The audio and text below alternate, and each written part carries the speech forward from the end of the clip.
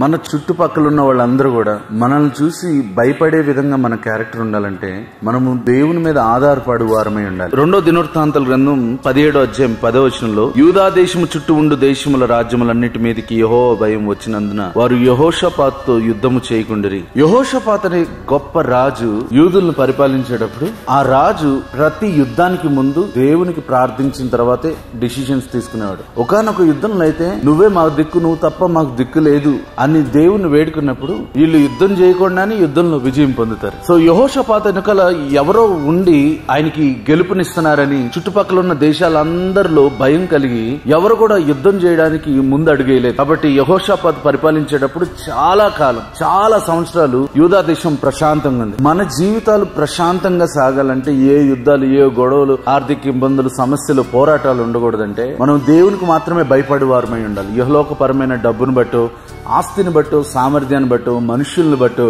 భయపడకూడదు. మనుషులకి భయపడుతూ మనుషుల్ని మెప్పిస్తూ జీవిస్తే జీవితం ముందుకు వెళ్ళలేదు. మనుషులకు భయపడాల్సిన అవసరం లేదు.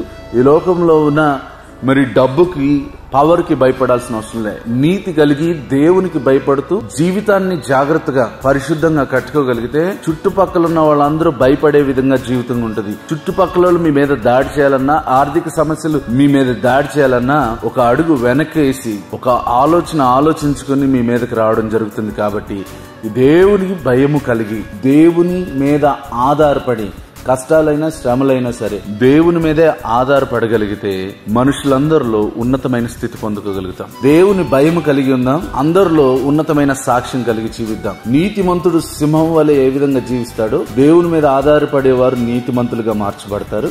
నీతిమంతులుగా జీవిస్తూ సింహం వలె జీవిద్దాం. God bless you.